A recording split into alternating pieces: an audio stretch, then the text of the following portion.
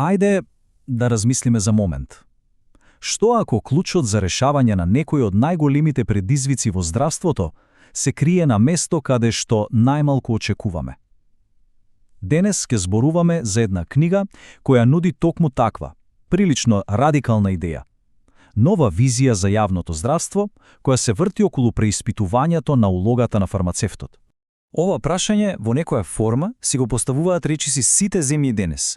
Имаме огромен притисок. Од една страна да се обезбеди врвна нега, од друга да се справиме со трошоците што постојано растат, а во меѓувреме постојано се појавуваат нови, скапи терапии. Се создава една постојана тензија. Значи, ова е глобален предизвик за кој итно ни требаат нови, паметни решенија. Добро, ајде да наблеземе малку подлабоко. Во суштина, целиот проблем се сведува на едно нешто – потребата да се најде нова одржлива рамнотежа. Сега, замислете го ова како постојано жонглирање со три топки. Првата топка се трошоците. Системите мора да бидат финансиски одржливи. Втората се иновациите. Постојано доаѓаат нови, подобри, но и поскапи лекови.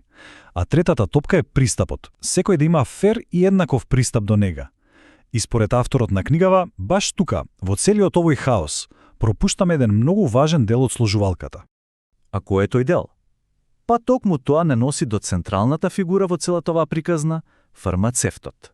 Авторот Хишам Ел Менџи го користи токму овој израз. Фармацевтот е често потценет актер. И целата книга се врти околу оваа идеја. Дали навистина го користиме целосниот потенцијал на оваа професија? Или едноставно ја потценуваме?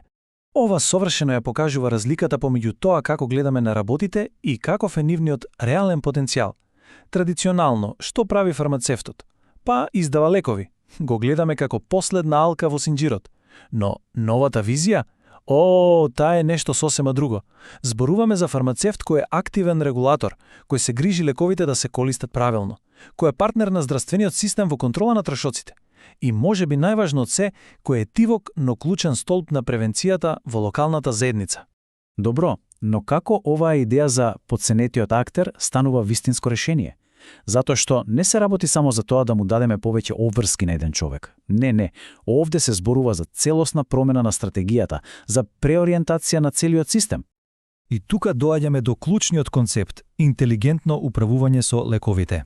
Да бидеме јасни, ова не е само некоја фина фраза за кратење на буџети. Воопшто не е тоа. Идејата е дека вистинската ефикасност и вистинските заштеди доаѓаат кога ќе почнеме да ја вреднуваме експертизата на луѓето на терен, како што се фармацевтите. Тие се тие што можат да се погрижат секој лек да се користи паметно, правилно и наефективно. И сега, можеби некој си мисли, добро, ова е важно само за фармацевтите. Ама воопшто не е така. Ова идеја е многу поширока. Всушност, таа е замислена како алатка за апсолутно сите што носат одлуки во здравството. Само погледнете ја листата на кого се однесува ова. Секако, тука се фармацевтите, па студентите кои се подготвуваат за иднината. Но погледнете понатаму. Фармацевски компании, болници, клиники, па се до највисоките национални институции, дури и меѓународни тела, како Светската здравствена организација и Светската банка. Зошто? Затоа што, на крајот на денот, за сите нив, паметното користење на лековите е апсолутно клучно за одржливост. И така, полека ја заокружуваме оваа приказна, а главната порака станува кристално јасна.